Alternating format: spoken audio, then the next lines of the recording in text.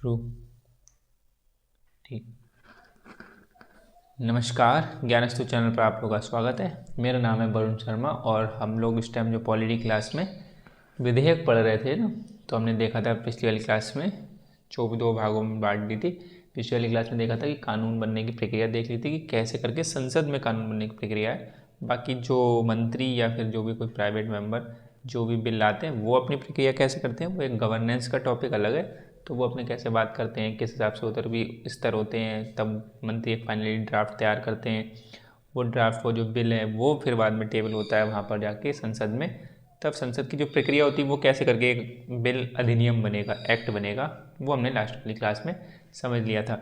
ठीक है। और बाकी उससे पहले वाली क्लास में हमने थोड़ा सा साधारण विधेयक के बारे में समझा था।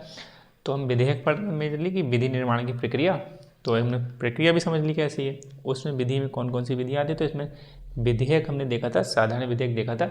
आज हम क्या देखेंगे, धन विधेयक देखेंगे। दरअसल 4 प्रकार के विधेयक हैं और दरअसल हमने देखा था कि प्रस्तुतिकरण के हिसाब से 2 प्रकार के विधेयक होते हैं, सरकारी विधेयक और गैर सरकारी विधेयक, ये देखा था। तो उसी में ये ध्यान रखना है कि जो अब अगर हम देखें प्रक्रिया की कौन सी प्रक्रिया किस हिसाब से जाएगी, तो उसमें 4 प्रकार के देखे थे हमने। एक धन विधेयक देखा जो हम आज देखेंगे, साधारण विधेयक, धन विधेयक, वित्त विधेयक और संविधान संशोधन विधेयक, ये हम लोग अभी देखेंगे। तो आज वाली क्लास में हम लोग क्या देखेंगे, धन विधेयक को समझ लेते हैं, मनी बिल किसे बोलते हैं। और जो भी विवाद वगैरह रहते हैं वो अगर बीच में आएंगे तो समझेंगे। दरअसल कि सारा खेल क्या है, कोशिश ये करते हैं मंत्री कि किसी प्रकार से जो बिल वो लेके आ रहे हैं ना, वो बिल किसी प्रकार से धन विधेयक अध्यक्ष के हाथ में होता है कि अध्यक्ष उसको सर्टिफाइड कर दे कि certified as a money bill. यानी कि अगर वो उसको अध्यक्ष ने कह दिया कि ये मनी बिल है, धन विधेयक है, तो उसकी कुछ अलग ही पावर हो जाती है। वो क्या हो जाती है वो हम समझेंगे अभी। तब समझ में आएगा क्यों उसको धन विधेयक के पीछे पड़ रहते हैं सरकार कि धन विधेयक के उस पर इसका ठप्पा लग गया धन विधेयक का। तो इसको समझते हैं जरा सा, बहुत ज़्यादा चीज़। चलो देखो, धन विधेयक है, 2 वर्ड चलते हैं। एक देखो धन विधेयक, ठीक है, इसको बोलेंगे मनी बिल। और एक होता है वित्त विधेयक, यानी इसको बोलते हैं फाइनेंस बिल।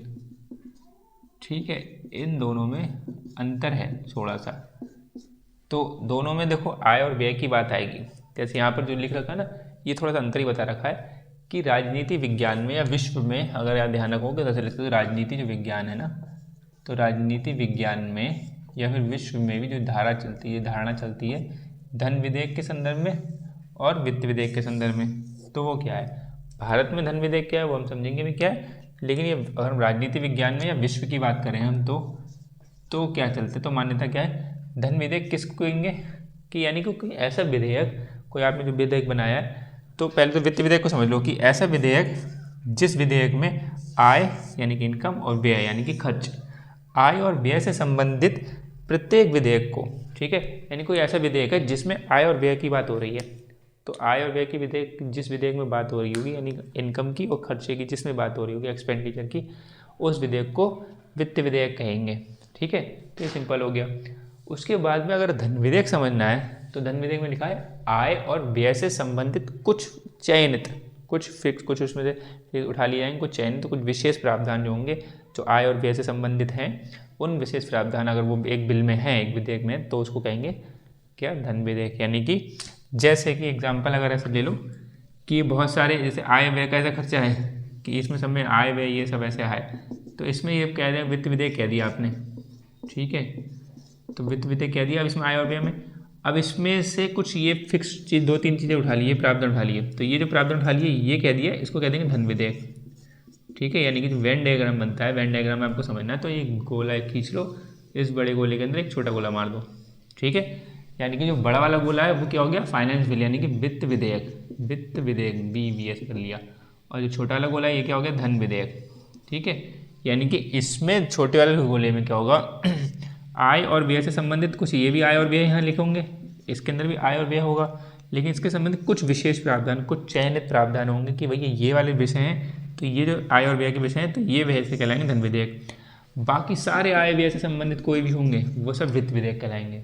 तो इससे एक स्टेटमेंट क्या निकल सकता है कि सभी वित्त विधेयक धन विधेयक नहीं होते हैं, लेकिन सभी धन विधेयक वित्त विधेयक होते हैं, क्योंकि सारे जो धन विधेयक हैं वो है तो आय और व्यय से संबंधित ही, और आय व्यय से संबंधित तो ये भी है, तो वित्त विधेयक क्या कह रहा है कि आय और व्यय से संबंधित प्रत्येक विधेयक, ठीक है, यानी कि हर विधेयक जिसमें आय और व्यय की बात हो रही है वो वित्त विधेयक है। लेकिन कुछ विधेयक ऐसे होते हैं जिसमें आय और व्यय से संबंधित कुछ अगर स्पेशल प्रावधान है तो उसको धन विधेयक कह दिया, लेकिन वो कहलाएगा वित्त विधेयक तब भी कहलाएगा।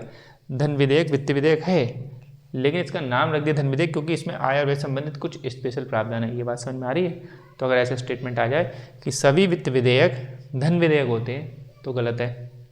अगर ऐसा स्टेटमेंट आ जाए कि सभी धन विधेयक वित्त विधेयक होते हैं तो सही है, क्योंकि धन विधेयक गोला जो है इसके अंदर ही होगा, यानी छोटा वाला गोला क्या है, धन विधेयक, बड़ा वाला हो गया। तो सारे धन विधेयक वित्त विधेयक होते हैं, लेकिन सभी वित्त विधेयक धन विधेयक नहीं होते, क्योंकि ये जो यहाँ का इस वाले गोले में से यहाँ से कोई मैंने उठा लिया अगर, तो ये क्या है, अगर मैंने इसको प्रावधान अगर, तो ये धन विधेयक नहीं कहलाएगा, ये तो वित्त विधेयक का हो गया। इस वाले गोले में से ये उठा लिया तो वित्त विधेयक कहलाएगा, लेकिन कुछ ये जो इसके अंदर फंसेंगे वो सब धन विधेयक कहलाएंगे, ऐसा मान लिया। तो इसलिए सारे वित्त विधेयक जो होंगे वो धन विधेयक तो नहीं कहलाएंगे, लेकिन सारे धन विधेयक वित्त विधेयक कहलाएंगे। ठीक है, ये बात आपको ध्यान रखनी है, मोटी मोटी अंतर समझ में आ गया होगा। ठीक है, धन विधेयक वित्त विधेयक में, तो वित्त विधेयक हम आगे देखेंगे, पहले हमें धन विधेयक समझ लेते हैं। धन विधेयक क्या है, मनी बिल क्या है, और जब धन विधेयक वित्त विधेयक और संविधान संशोधन विधेयक की हम पढ़ लेंगे तब एक बार तुलना भी करेंगे थोड़ा थोड़ा किसमें क्या बात है, एक बार हम रिकॉल करेंगे। लेकिन अभी धन विधेयक पढ़ते हैं। धन विधेयक क्या है तो ये समझ में आ गया होगा राजनीति विज्ञान के हिसाब से। अब हम समझते हैं भारत में धन विधेयक कैसा है, क्या है वो समझते हैं। अभी लिख लेना आराम से, पहले समझ लें इसको। ठीक है, तो देखो आर्टिकल 110 से डील करता है। अच्छा ये क्या है, ये 117 हमारा जो संविधान में 117 आर्टिकल इसके बारे में बताता है, तो इसके बारे में 110 आर्टिकल बताता है। हालांकि 109 में प्रक्रिया बताई है, 110 में मतलब 109 में इसके धन विधेयक की प्रक्रिया बताई है, 110 में इसकी परिभाषा बताई है, और 111 में ये बताया गया कि राष्ट्रपति स्वीकृति वो पुनर्विचार ये सब बात है। तो 111 हम पीछे पढ़ भी चुके हैं, वो वीटो शक्ति जहाँ से निकलती है राष्ट्रपति की। तो यहाँ पर क्या है, धन विधेयक कह रहा है, आर्टिकल 110 में इसकी परिभाषा दी गई है, और वो क्या बताया गया है, आर्टिकल 110 में क्या कह रहा है, मतलब किस विधेयक को, भारत में किस विधेयक को धन विधेयक कहा जाएगा। अभी तो इन्हें बता दिया कि विश्व में क्या बता दिया कि जहाँ पर जिसमें आय और व्यय से संबंधित कुछ विशेष प्रावधान चयनित होंगे, तो भारत में वो कौन से प्रावधान है ऐसे, भाई ये तो बात आएगी कि कुछ विशेष प्रावधान, जहाँ लिखा है ना कि कुछ मतलब कुछ विशिष्ट और चयनित प्रावधान, तो वो कौन से, बात तो आ जाएगी कि कौन से प्रावधान है।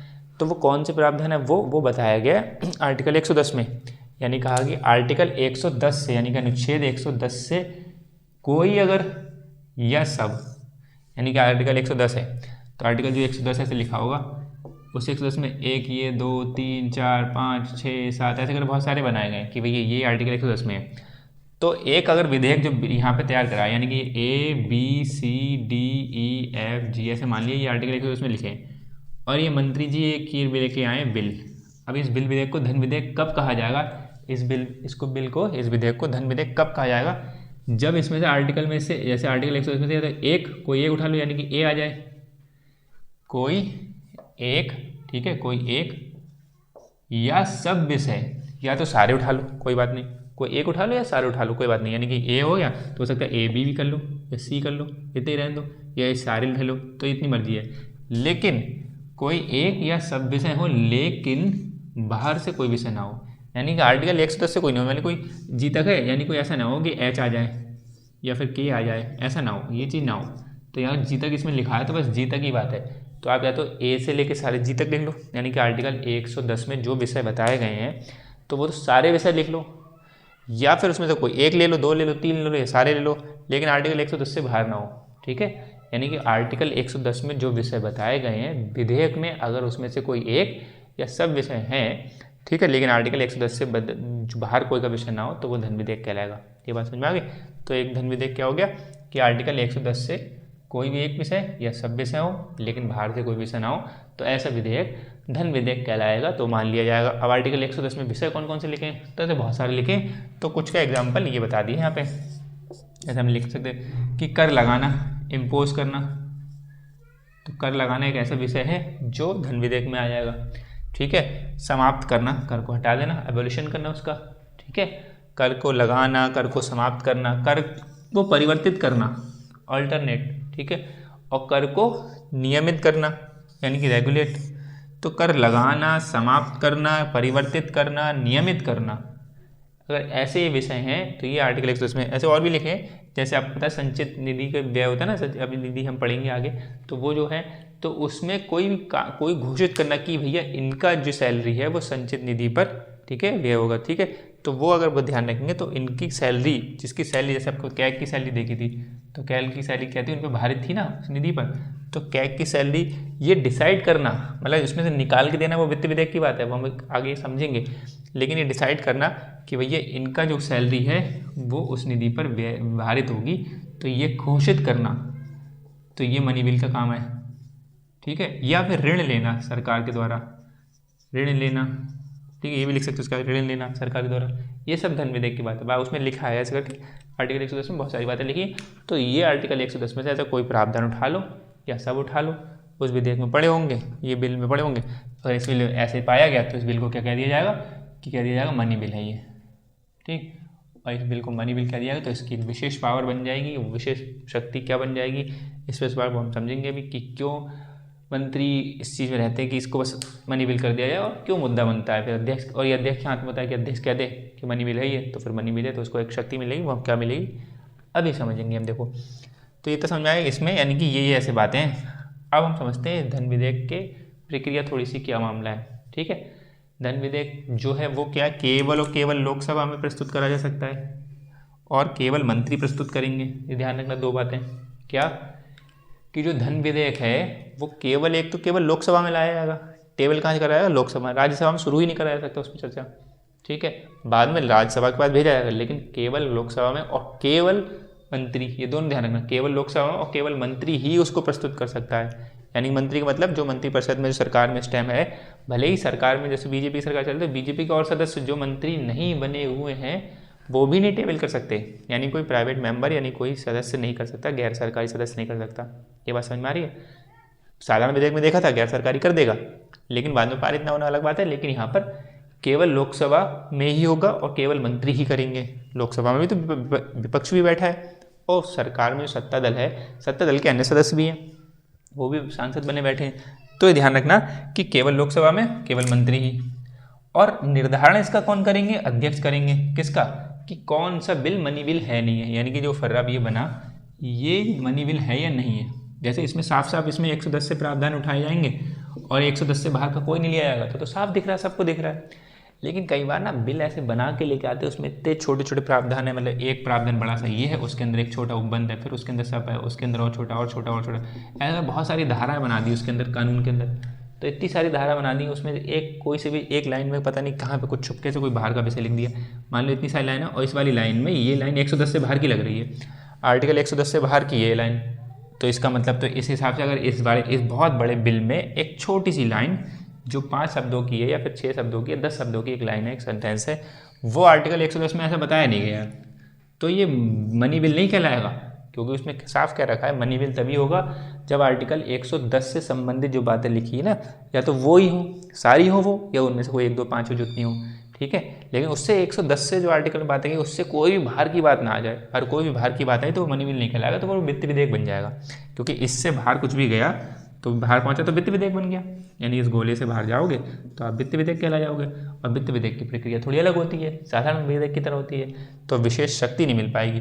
तो इतना बड़ा जो आप बिल बना के लेके आए, इस बिल में अगर इतने 1 2 3 4 बहुत सारी लाइन है, उसमें उपधाराएँ छोटी छोटी उपधाराएँ, उसमें से कोई एक बीच में कोई ऐसी लाइन जो हम नहीं पढ़ पाए, ये लाइन बाहर की होगी 110 से, तो 110 से बाहर की हो गई, तो इसको कहना चाहिए कि ये मनी बिल नहीं है, वित्त विधेयक है, फाइनेंस बिल है, ठीक। लेकिन क्या होता है, अध्यक्ष के ऊपर है, अध्यक्ष जान के भी अध्यक्ष को समझ में आ जाए कि भैया ये वाली लाइन, ये वाले शब्द जो हैं 110 में तो है ही नहीं, ऐसा कुछ तो मिल नहीं रहा है, तो इसको हमें मुझे अब मेरा जो दायित्व बनता है कि भाई इसको मुझे मनी बिल घोषित नहीं करना चाहिए, इसको सर्टिफाइड ऐसा मनी बिल नहीं कहना चाहिए। लेकिन फिर वो देखते हैं मंत्रिपरिषद, केवल मंत्री ला सकते हैं। अब मंत्री का मतलब मंत्रिपरिषद, मंत्री भी कोई अकेला मत करेगा, तो वो भी पहले डील करेगा, मंत्रिपरिषद से बात करेगा, मंत्रिपरिषद में पीएम बैठे होंगे, पीएम की सलाह होगी तो पीएम कहेंगे कि हाँ करो पेश, तब करो, क्योंकि आपके विभाग से संबंधित है, हर बिल पीएम थोड़ा पेश करेंगे। लेकिन जब आपके विभाग संबंधित है, गृह मंत्री के विभाग से संबंधित तो गृह मंत्री पेश करेंगे, रेल मंत्री के विभाग संबंधित तो रेल मंत्री पेश करेंगे। लेकिन डिस्कस तो होगा ना पीएम वगैरह इन सबसे, तो जब मंत्रिपरिषद सलाह होगी, जब इनकी रजामंदी होगी तब वो मंत्री पेश करेंगे। और इनकी रजामंदी का मतलब क्या, अध्यक्ष, ये भी तो इन्हीं ने तो अध्यक्ष बनाए, मंत्रिपरिषद से अध्यक्ष बने व्यावहारिक तौर पर, मतलब ऐसे तो सब किताब में लिखा अलग बात है कि भैया चुना जाएगा, ये होगा, निष्पक्ष होगा, होगा, लेकिन असल में सबको पता है, हम पीछे पढ़ भी चुके हैं कि अध्यक्ष की क्या है भूमिका। तो अध्यक्ष को बताया जाएगा, मंत्री लाएंगे, और मंत्री ने कहा है कि मैं इसको धन विधेयक घोषित करवाना चाह रहा हूँ कि धन विधेयक अगर करवा दिया जाएगा इसको, यानी कि ये विधेयक है, इसमें 2 लाइन ऐसी विधेयक है, इस विधेयक में ये 2 लाइनें ऐसी फंस रही हैं जो 110 से बाहर की हैं। लेकिन अगर बनती अध्यक्ष ने यहाँ पे कह दिया कि ये फाइनेंस बिल है तो फिर अटक जाएगा ये बिल। पास होना बहुत ज़रूरी है, इसको पास कराना है तो धन विधेयक का थप्पा लगा लो तो पास कराना आसान हो जाता है। ठीक है, वो हम समझेंगे अभी क्यों। तो इसलिए मंत्री कोशिश करेंगे कि वो धन विधेयक कहलाए, तो अध्यक्ष से कह दिया जाएगा किसी प्रकार से कि अध्यक्ष जी कर दो। ठीक है, तो अध्यक्ष कर देते हैं और सुनते भी बेचारे और लोग विपक्ष की भी सुनते हैं, चाहे दबाव में करते हैं और चाहे उनका ही मन हो कि भी हम पार्टी की तरफ से करेंगे। जैसे आधार वाला, अगर आप लोगों ने सुना हो, आधार का बड़ा ड्रामा था ऐसे करके। आधार वाले में आय और व्यय से संबंधित कुछ बातें तो थी, लेकिन साथ में ये सब रेटिना वाला, फिंगरप्रिंट वाला, ये तो 110 में नहीं लिखा है कुछ भी। तो जो आधार कार्ड वाला ये, तो वो जब बिल आया था तो उसमें क्या है, उसको फाइनेंस बिल कहना चाहिए कि भाई आय और व्यय से संबंधित प्रत्येक बात है। लेकिन उसमें 110 में जो बातें जो रेटिना वाली है या फिंगरप्रिंट वाली, ऐसी कोई बात लिखी नहीं थी, 110 में नहीं लिखी है, लेकिन उसमें बिल में लिखी है। तो बिल में जब लिखी है तो इसका मतलब है कि जो बिल में जो आपने लिख रखी है रेटिना वाली, फिंगरप्रिंट वाली बात लिखी है, तो वो तो 110 में बताई नहीं गई है। जब 110 से बाहर की बात हो गई यानी कि ये, और जब 110 से बाहर की होगी तो हम इसको धन विधेयक क्यों घोषित करेंगे, हम तो इसको सर्टिफाइड करेंगे फाइनेंस बिल की तरह। लेकिन अध्यक्ष ने उसको घोषित कर दिया कि भैया ये सर्टिफाइड है मनी बिल। अध्यक्ष कह दिया कि मैं इसको मनी बिल मानता हूँ, धन विधेयक मानता हूँ। तो धन विधेयक मानता तो उसको शक्ति मिल जाएगी, आराम पारित हो जाएगा। तो बहुत विवाद हुआ, फिर न्यायालय तक बात पहुंची। फिर न्यायालय ने कह दिया कि भाई ये हमारा क्षेत्र अधिकार नहीं है। हालांकि उन्होंने ये नहीं कहा कि इन्होंने गलत किया या सही किया, ऐसा नहीं कहा कि वो कर सकते हैं, अध्यक्ष ने करा सही करा है, बढ़िया बात है, अध्यक्ष ने धन विधेयक कह दिया इसको तो कह दिया, ना हाँ करा ना करा, बस ये कह दिया कि हमारे क्षेत्राधिकार से बाहर है। उन्होंने जो शक्ति संतुलन बना रखा ना कि भाई न्यायपालिका का काम इतना है, न्यायपालिका इतना देखेगा। उन्होंने कहा लोकसभा में जो प्रक्रिया चल रही है, नियमावली चल रही है, उसका अध्यक्ष ही वही मालिक है, अध्यक्ष अपने हिसाब से देखेगा। तो वो अध्यक्ष का ही है कि जब बहुत ज़्यादा होगा कि भैया संविधान नहीं हिल रहा, कुछ वजह से तो फिर न्यायालय उसमें बीच में हस्तक्षेप करता है।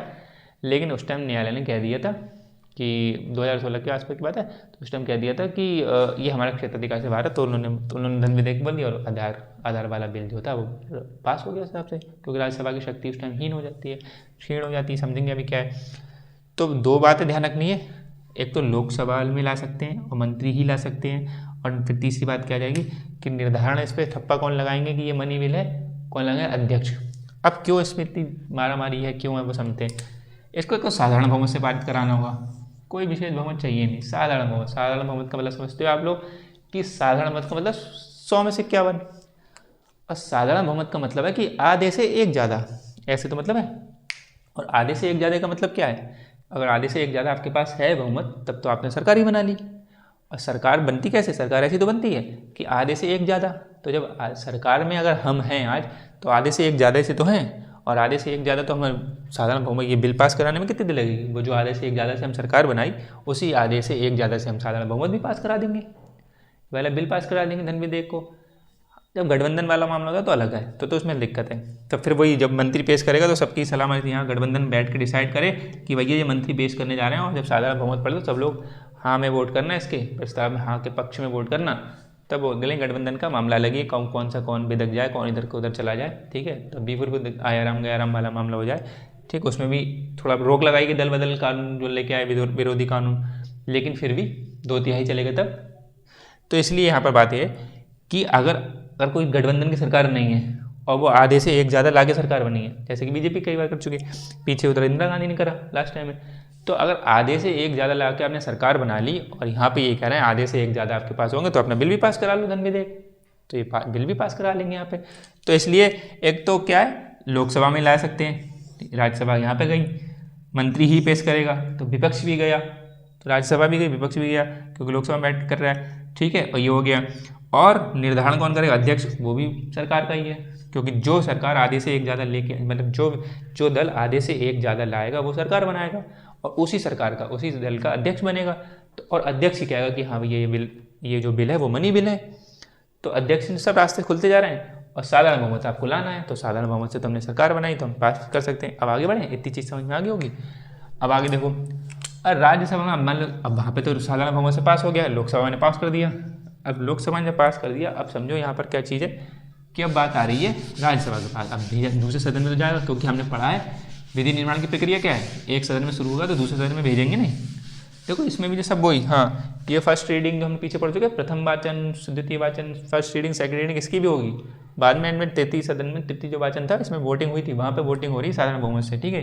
तो अब वो बार बार थोड़ा लिखेंगे हम लोग, ये प्रक्रिया हर एक में होगी। बिल तो ऐसे ही पास होगा, लेकिन बस मोटा मोटा आप समझ रहे हैं अब तो, क्योंकि इसको भी जब ये मंत्री जी आएंगे वही राजपत्र प्रकाशन वाला सबको कॉपी फोटोज कॉपी बांटेंगे कि भैया लो प्रतियाँ बांटेंगे, पढ़ लो ठीक है, लेकिन शक्ति तो हमारी रहेगी। हाँ अब देखो लोकसभा में पारित हो गया, अब जब लोकसभा में पारित हो गया अब भेजा गया राज्यसभा के पास। तो जब राज्यसभा के पास भेजा गया, अब राज्यसभा के पास साधारण विधेयक में ध्यान करो, मैं यहाँ लिखता हूँ साधारण विधेयक एक में, खाली लिख दूँ, चलो ऊपर ही लिख दे रहा हूँ साधारण विधेयक।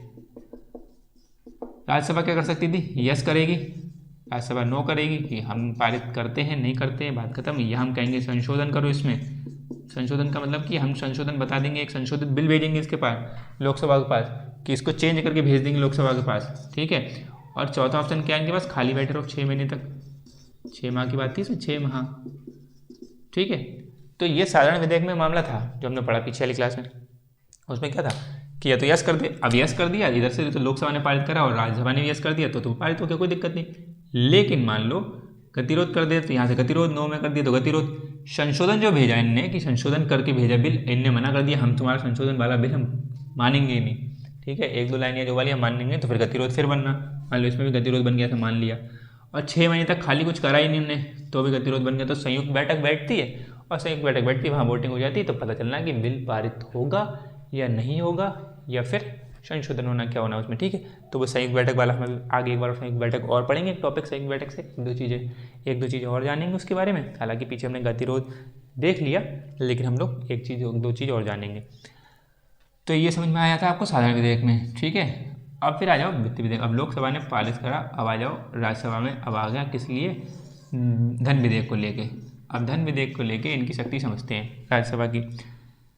दिख रहा है वो मार्कर ये आप लोगों को, अगर ना दिख रहा हो, आपको तो दिख रहा है, आप लोग ऑनलाइन वाले एक बार बताएं कि ये रेड मार्कर दिखता है नहीं दिखता है आप लोग स्क्रीन पे, तो एक बार प्लीज़ इसको कमेंट कर दें, बता दें। और दिख रहा है तो बहुत अच्छी बात है, और किसी वजह से ये विजिबल नहीं हो पा रहा है रेड मार्कर, तो फिर मैं फ्लैग उठाया करूँ। दरअसल उसमें लिखते लिखते कई बार इंक खत्म हो जाती है, फिर डालनी पड़ती है, तो भी देख लेंगे। अगर एक बार आप बताइए।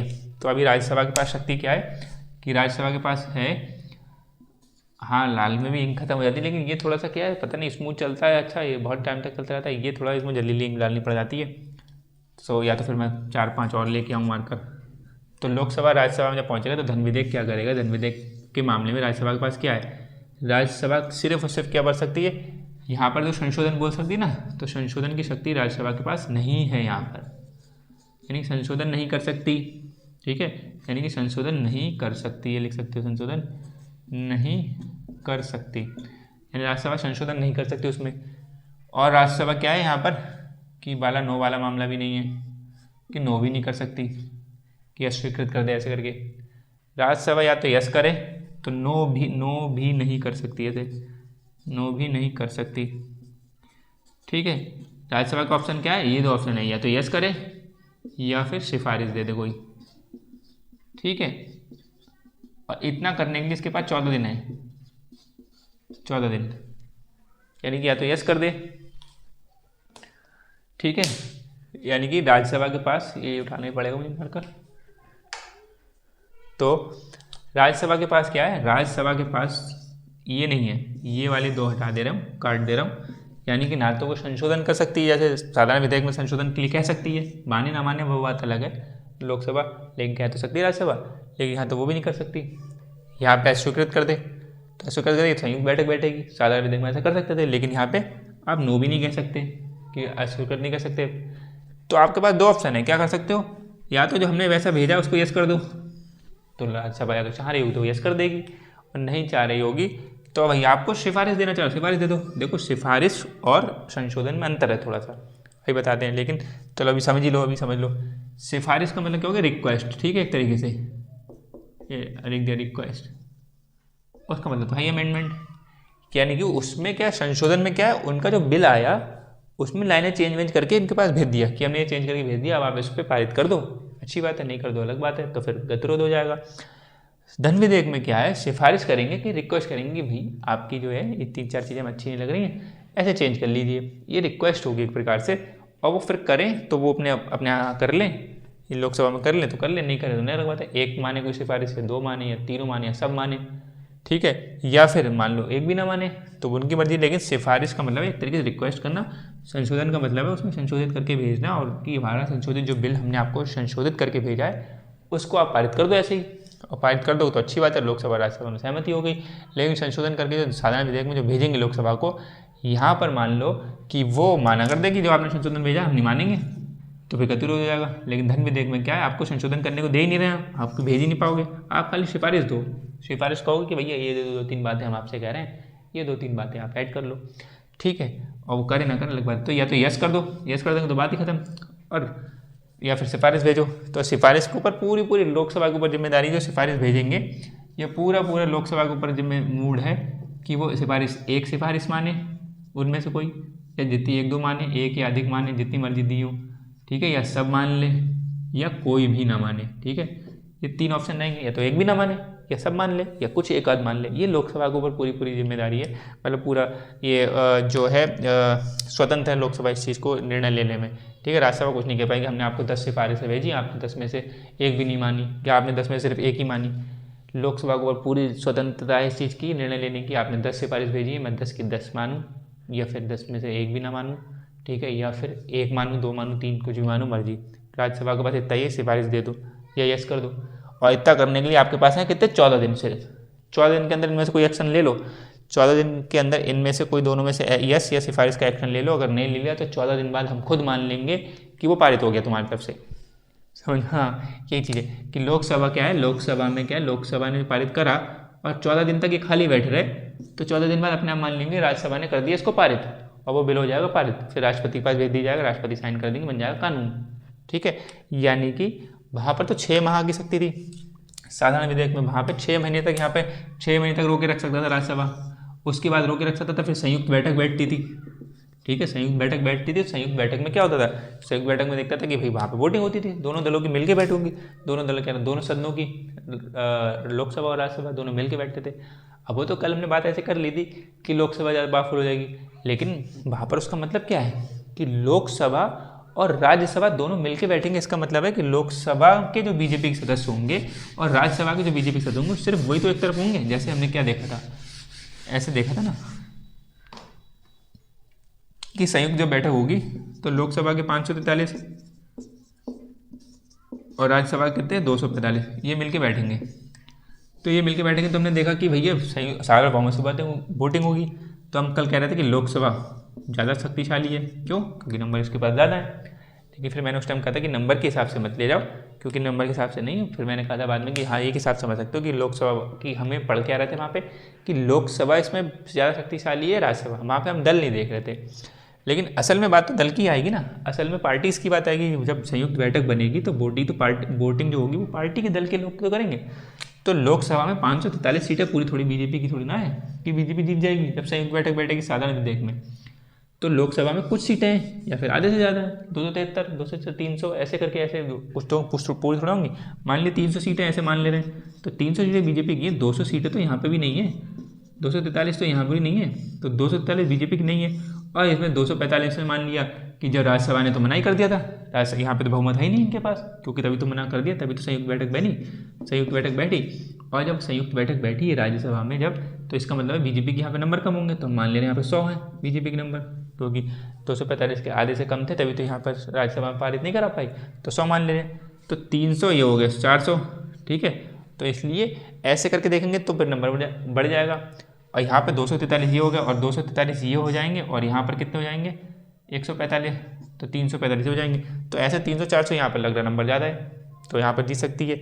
अगर मान लिया यहाँ पे 300 इससे कम होंगे बीजेपी के और यहाँ पे और कम होंगे, तो इसी का मतलब है तालमेल जो हम, हाँ मतलब ये समझो मोटी ये बात बताना चाह रहा हूँ, वही यही बात है कि यहाँ पर आपको समझना है कि जो कल हमने समझा था वो ये देखा था कि लोकसभा ज़्यादा शक्तिशाली है या फिर राज्यसभा की, सिद्धांतता व्यवहारता वाली बात कर रहे हैं। तो सिद्धांतता की बात निकल के आई थी उसमें ना कि भाई वैसे तो बराबर हैं दोनों, लेकिन व्यवहार में देखें तो लोकसभा ज़्यादा शक्तिशाली है साधारण विधेयक के संदर्भ में। क्यों, क्योंकि इसके पास नंबर ज़्यादा है, अगर सारी लोकसभा एक तरफ हो जाए।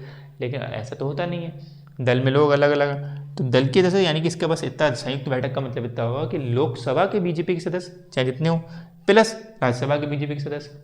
अगर ये दोनों मिला के कि लोकसभा प्लस राज्यसभा के बीजेपी के मिला के, ठीक है, 543 प्लस 245 कितने हो गई, 5 3 8 4 4 9 और 5 2 7 7 9 8, इसका आधा प्लस 1, ठीक है, इससे ज़्यादा हो जाएंगे अगर ये दो मिला के तो बीजेपी पार करा ले जाएगी बिल।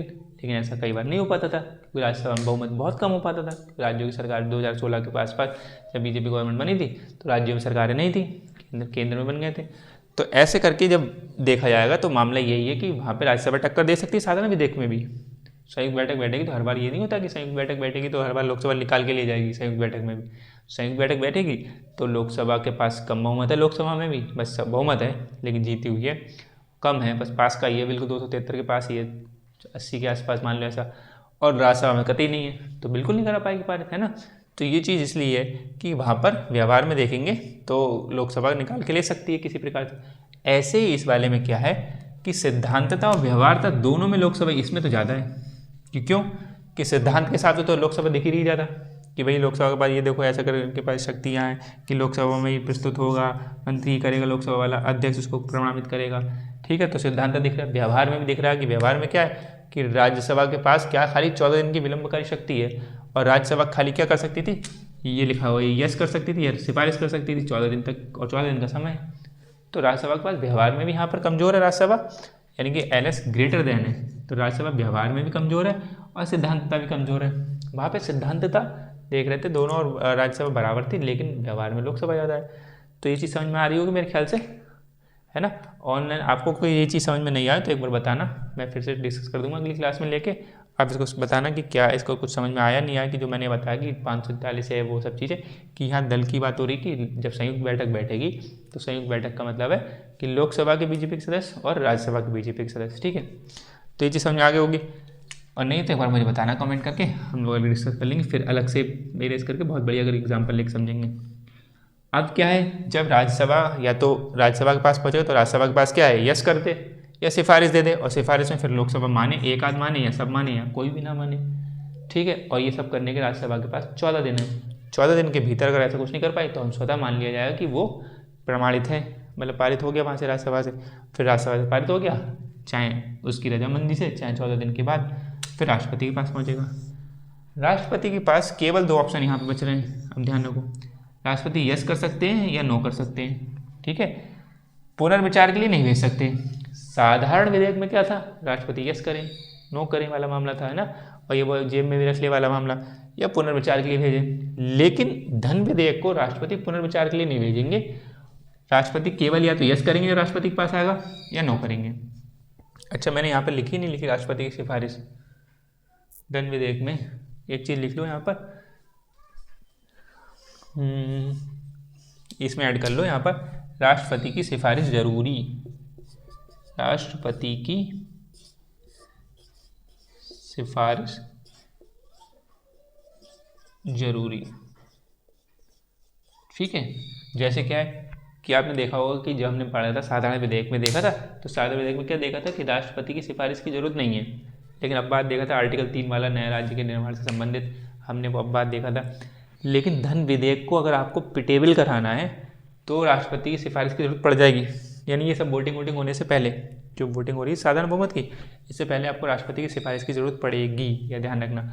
तो यहाँ पर बात है, अब एंड में जब राष्ट्रपति के पास पहुँचेगा, ये ध्यान रखने में इतना लिखना था इसमें, राष्ट्रपति के पास जब पहुँचेगा तो राष्ट्रपति केवल यस करे या तो नो करे। तो सामान्यतः ऐसा मान लिया था राष्ट्रपति यस ही करेगा, क्यों क्योंकि राष्ट्रपति की सिफारिश से तो आया था कि राष्ट्रपति ने सिफारिश दी थी कि हाँ भैया इसको पेश करो आप जाके, तो राष्ट्रपति ने जब पेश करने हुआ राष्ट्रपति के पास एंड में आया तो राष्ट्रपति ने ही ओके करा था, अभी तो ओके करेंगे, लेकिन राष्ट्रपति को तो पता है आपको मंत्रिपरिषद। तो यहाँ पर क्या है कि भाई यहाँ पर ये नो वाला शब्द क्यों आ गया, जैसे क्या है कि यस तो हमें पता ही है कि यस तो करना ही पड़ेगा राष्ट्रपति को, जब लोकसभा में हुआ प्रस्तुत मंत्री ही प्रस्तुत कर सकता है, मंत्री किसका, मंत्रिपरिषद का है, तो मंत्रिपरिषद की सलाह से आया है बिल, और राष्ट्रपति जब सिफारिश करेंगे तो राष्ट्रपति सिफारिश का मतलब ये थोड़ा राष्ट्रपति अपने विवेक से करेंगे, राष्ट्रपति सिफारिश देंगे वो भी मंत्रिपरिषद की परामर्श पे देंगे, यानी कि मंत्रिपरिषद कहेगी कि राष्ट्रपति जी इस पे कह दो, सिफारिश दे दो। मंत्री ये बिल लेके आ रहे हैं, आप सिफारिश दो, मतलब अध्यक्ष लेके आते हैं तो मंत्री बिल पेश करेंगे तो अध्यक्ष राष्ट्रपति के पास सिफारिश के लिए जाते हैं और अध्यक्ष कह देते हैं कि हाँ ठीक है, इस बिल पे चर्चा हो और यहाँ पर बहुमत हो इसका, मतलब सॉरी वोटिंग करवाएं आप। तो जब मंत्री ही लेके आए वो भी मंत्रिपरिषद की सलाह मंत्रिपरिषद ने कही होगी और मंत्रिपरिषद ने राष्ट्रपति से कही कि ओके कर दो। तो जब यहाँ पर जब बहुमत के लिए सब टेबल करा लेंगे ओके करा तो राष्ट्रपति के पास जब एंड में पहुँचेगा तो राष्ट्रपति की नो क्यों कर देंगे फिर एंड में, नो वाला वर्ड क्यों डाला? तो राष्ट्रपति यहाँ पर सीधे यस ही करेंगे फिर, एक हिसाब से बात तो सही है और अमूमन यस करते ही करते हैं, ठीक, क्योंकि फिर लेकिन नो बस दो कारणों से डाला। नो भी डाल लो कि नो किस वजह से डाला कि एंड में भी नो हो सकता है। क्यों? जैसे मान लो ये धन विधेयक वाला मामला है और धन से संबंधित मामला है और 1-2 रुपये की बात नहीं होती है, ठीक है, अच्छे खासे रुपयों की बात होती है, ये भी आप समझ रहोगे। तो आय और व्यय से संबंधित मामला बहुत गंभीर मुद्दा है। तो आय और व्यय से संबंधित मामला कभी भी गंभीर मुद्दा है तो हो सकता है कि शुरुआत में किसी वजह से लगा होगा, मंत्रिपरिषद को ही लगा होगा ये बिल होना चाहिए और इसको हम धन विधेयक के कह के और पारित करवा ले रहे हैं। लेकिन होते होते प्रक्रिया के दौरान होते थे, चाहे कंडीशन कुछ बन गई, परिस्थितियाँ बन गई, चाहे कुछ भी हो, सरकार को अब लग रहा है कि नहीं ये बिल रोक देना चाहिए, पारित हो गया तो हमें इतना खर्चा कर जाना निकालना पड़ेगा, खर्चा हो जाएगा हमारा, ये चीज़ हो जाएगी, वो हो जाएगा, हमें किसी और वजह से पैसे कहीं और डाल लें, इसमें निकालेंगे, इसमें खर्चा अलग नहीं करेंगे या कुछ भी हम पैसे इसमें नहीं फंसाएंगे, ठीक है, तो बस रुक जाए किसी प्रकार से। तो एंड में भी जब राष्ट्रपति के पास पहुँचेंगे तब भी मंत्रिपरिषद कह देगी कि भैया जो राष्ट्रपति आपके पास आया नो कर दो। आया वो हमारी मर्जी से ही था कि मंत्रिपरिषद ने कहा कि इसको भेजो, राष्ट्रपति से कहा कि भेजो मंत्रिपरिषद, और राष्ट्रपति मंत्रिपरिषद ही एंड में राष्ट्रपति से कहा कि रोक दो क्योंकि अभी हम नहीं चाह रहे हैं इसको। आ रही बात समझ में कि हमारे पास मौका है, एंड तक भी मौका है, इसलिए नो डाला, वरना हो सकता है संविधान में जब इसे यहाँ से पुनर्विचार हटाया कि पुनर्विचार नहीं कर, राष्ट्रपति पुनर्विचार के लिए भेज सकते तो नो भी हटा सकते। तो यहाँ पर कह देते जैसे संविधान संशोधन विधेयक में देखेंगे कि उसमें संविधान संशोधन करा गया 1971 में 24वां संविधान संशोधन करा गया, उसमें लिख दिया गया कि राष्ट्रपति संविधान संशोधन विधेयक को अनुमति देगा, ये शब्द लिख दिया, 2 शब्द लिख दिए, अनुमति देगा, हाँ ऐसे लिखा अनुमति देगा, देंगे नहीं देगा, ठीक है, कि उसमें साफ लिख दिया कि तो उसमें क्या है जब वो संविधान संशोधन विधेयक पढ़ेंगे तो संविधान संशोधन विधेयक में क्या है कि वहाँ पे जब राष्ट्रपति के पास पहुँचेगा तो एक ही ऑप्शन है, अनुमति देना ही देना है, नो पुनर्विचार वाला ऑप्शन ही नहीं है। तो इसलिए यहाँ पर भी नो वाला हटा सकते थे, खाली यस को लिखो क्योंकि मंत्री पेश कर रहा है, मंत्रिपरिषद की सिफारिश पे ही राष्ट्रपति ओके कह रहे हैं तो एंड में भी राष्ट्रपति को यस कर ही देना चाहिए। लेकिन नो का ऑप्शन है ही क्यों फिर यहाँ पर, क्यों करना ही पड़ेगा। नो का ऑप्शन ये है इसलिए कि मंत्रिपरिषद शायद खुद ही ना चाहे कि अभी यहाँ पर पैसा फंसाना या पैसा डालना, पैसा निकालना जरूरी नहीं है, अभी हमें और कहीं करने हैं क्योंकि परिस्थितियाँ ऐसी बन गई, तो इस बिल को फटाफट रोक दो। तो वो कौन ही रोक पाएगा क्योंकि वरना राष्ट्रपति के पास एक ही ऑप्शन था तो यस हो जाता, फिर वहाँ से पैसा निकलता, उसमें करना पड़ता, आपको खर्च करना पड़ता, ठीक है, कुछ करना पड़ता। तो इसलिए पहले ही नो भाई या बाद में संशोधन करना पड़ता, ठीक है, संशोधन की प्रक्रिया भी है बाद में। लेकिन अभी ही अगर रोक दें संशोधन करने के बाद में फिर सत्र बोला 1 दिन का बहस मुद्दा होगा, वो चीज़ होगी, वो अलग चीज़ होगी, तो अभी रोकने के लिए लेंगे हमारे पास लास्ट तक ऑप्शन बचा रहा है कि पीछे हाथ खींचने का, इसलिए नो डाला। या फिर कभी कभी मान लो राज्यों में कोई सरकार ऐसी है कि राज्य में सरकार थी तो, या फिर राज्यसभा में जो मामला हुआ तो ऐसे करके हमें लगता है कि कोई सरकार है, किसी ने धन विधेयक वाला मामला शुरू करवाया, फिर सरकार बदल गई और सरकार को लगा, जैसे मान लो ऐसे एग्जाम्पल लेके चल रहे हैं कि कोई धन विधेयक ऐसा है जैसे यूपी महाराष्ट्र में मान लो, ठीक है, या यूपी का एग्जाम्पल ले लो, चलो हटाओ यूपी ले लो कि केंद्र सरकार ने धन विधेयक पारित करवाया, ठीक है, यूपी को पैसा देने के लिए, और यूपी में मान लो बीजेपी की सरकार थी कि यूपी को पैसा देंगे, बीजेपी की सरकार है, तब तक यहाँ सरकार किसी वजह से गिर गई या चुनाव हो गए, अब गिर गई, अब चुनाव हो गए, अब पता चली अरे अब तो दूसरे की सरकार आ गई, बीजेपी की सरकार नहीं रही, अब इसको पैसा नहीं देना चाह रही सरकार, ऐसा करती है सरकार है तो नहीं देना चाह रही है तो फटाफट एंड में आके रोक दे, भैया रोक दो, मना कर दी मंत्रिपरिषद ने कि अब हम नहीं देंगे क्योंकि अब हमारी सरकार, हमारे दल की सरकार नहीं वहाँ पे, ठीक है, ये बात है। तो ऐसे भी मामला चाहिए कि हमें एंड तक ऑप्शन चाहिए कि जो धन विधेयक पूरी प्रक्रिया वो 5 चरण, हमने पीछे वाली क्लास पढ़े, 5 चरण से पूरा होके गुजर रहा है और एंड में पहुँचे तो एंड तक राष्ट्रपति के पास फाइनल आ रहा है तो राष्ट्रपति तब भी पूछ लें मंत्रिपरिषद से यस करूँ कि नो, तो हालांकि वो तो कहेंगे भैया हमने इतनी मेहनत करी ऐसी करो, लेकिन कई बार परिस्थिति के लिए जानना चाहेंगे, कोई परिस्थिति ऐसी तो नहीं बन गई कि नो करना मुझे भी, तो अगर नो करना है तो मैं नो कर दूँ, तो ऐसा वाला मामला, ये बात समझ में आ गई होगी। राष्ट्रपति वैसे ही है, ठीक है, कि वो मंत्रिपरिषद वाला ही मामला उनका। पुनर्विचार के लिए भेज नहीं सकते, क्योंकि पुनर्विचार का फायदा क्या, भेजोगे बाद होगा वाला मामला, तो इसलिए उन्होंने मना कर दी, यस और नो की रख दिया, वरना यस की रखते कायदे में तो, लेकिन नो का ऑप्शन बहुत सोच विचार के डाला गया है, क्योंकि पैसों के मामला है और पैसों का मामला बहुत सोच विचार के होता है, तो इसलिए एंड तक नो का ऑप्शन रखा। अमूमन वो यस ही करते चले जाते हैं, लेकिन कभी अगर हमें चाहते तो नो का ऑप्शन दो, वरना हमें पता चली आज हम खत्म करवाना है, लेकिन पता चली राष्ट्रपति वही वाले सरकार वाला मामला समझो, अब यार नो का ऑप्शन ही नहीं होता, अगर समझो होता ही नहीं नो का ऑप्शन, तो राष्ट्रपति को यस करना ही करना था। अब सरकार तो बदल गई, अब तो पैसा जाना ही जाना है इनके यूपी के पास, तो चला जाता पैसा, दूसरी सरकार आए कोई दिक्कत नहीं। अब वो मजे से पैसे लेते करते हैं अपना काम या नहीं करते अलग बात थी। वो कह देते कि भैया ये योजना तो बीजेपी ने चलाई थी, हमें ये योजना सही लग रही, लेकिन जो पैसा आया तो वो तो रख ही लेंगे अपने पास, उसके हिसाब से करेंगे, नहीं दिखाएंगे कुछ धांधलाबाजी करेंगे, वो अलग चीज़ है। तो अब अगर नो का ऑप्शन नहीं होगा तो नहीं रोक पाते, अब नो का ऑप्शन है तो वो रोक देंगे, तो ये चीज़ें इसलिए नो का भी डाला है, तो ये समझ रहे होगे आप लोग भी आई होप समझ रहे हो ऑनलाइन वाले, कोई दिक्कत होगी तो समझेंगे। तो ये था धन विधेयक, ठीक है। अभी हम अगली वाली क्लास में वित्त विधेयक समझेंगे, तो हो सकता है उसी क्लास में मैं संविधान संशोधन विधेयक भी समझा दूँ, तो दोनों क्लास को एक में रख लेंगे और फिर बाद में अगली वाली क्लासेस में हम तुलना कर लेंगे विधेयकों की क्या है, थोड़ा समझ लेंगे, जो भी एग्जाम के हिसाब से होंगे। बाद में एक दिन हम लोग क्वेश्चन भी डील करेंगे, ठीक है। वो मैं सोचूंगा कि किस प्रकार से करना है, क्योंकि बार बार बोर्ड पे लिखूंगा मिटाऊंगा वो तो इतना बन नहीं पाएगा, कोई PDF में बनाऊं या फिर किसी दिन हम कंप्यूटर पर लेक्चर रिकॉर्ड करूं, वो भी जो भी सहूलियत होगी कर लेंगे, लेकिन अभी पहले नोट्स पे ध्यान देते हैं, रिवीजन करवा लेंगे उस चीज़ का कि हम लोग क्वेश्चन डील कर लेंगे। लेकिन अगर आपके पास कुछ ऐसी कोई बुक हो, कोई मतलब अनसॉल्व हो, उसमें भी आप देख सकते हो, वैसा कर सकते हो, इतना हो सकता है। लेकिन साथ में क्या है कि आप खुद भी इसका रिवीजन करते रहें, ठीक है, तब ज़्यादा क्वेश्चन तो आएगा जिस दिन सामने आप लोग निकाल ले जाओगे, क्योंकि इतना डीपली हम लोग पढ़ रहे हैं, जब क्वेश्चन आएगा तो बचेगा नहीं, कितना भी कोई लैंग्वेज बना ले। जब ये सब चीज़ें ऐसे कुछ खुल के नहीं पढ़ते, अंदर तक नहीं जाते कि नो वगैरह वाली बात है कि सभी वित्त विधेयक धन विधेयक होते हैं नहीं होते, ऐसे कुछ नहीं पढ़ते, तब अचानक से आ जाएगा तो दिक्कत हो जाएगी। लेकिन मैं सारी संभावनाएं, जितनी संभावनाएं उन सबसे आपको लेके चल रहा हूँ, कोई भी छूटी न मतलब कोई भी छूटी न रह जाए, तो हम सब लोग ले रहे हैं। तो जब क्वेश्चन देखेंगे और हमें चीज़ें ये पूरी कंठस्थ होंगी, समझ में आई होंगी, तो आराम से क्वेश्चन डील कर ले जाएंगे। तो बाकी जब किस कंप्यूटर स्क्रीन पे लेना है या बाद में कभी पैनल लेना है, तो पैनल होता तो बहुत आसानी हो जाती, क्वेश्चन लगा लेते PDF तो आ जाए आसानी, वो आगे की बात है। थोड़ा मैं आर्थिक तौर पे थोड़ा सा मजबूत हो जाऊँ अभी, और किसी वजह से तो फिर हम बाद में पैनल की तरफ बढ़ेंगे, लेकिन अभी या कंप्यूटर पे या किसी वजह से तब देख लेंगे। अब इतना रखते हैं, मिलते हैं फिर अगली क्लास में, तब तक के लिए धन्यवाद, ख्याल रखिएगा।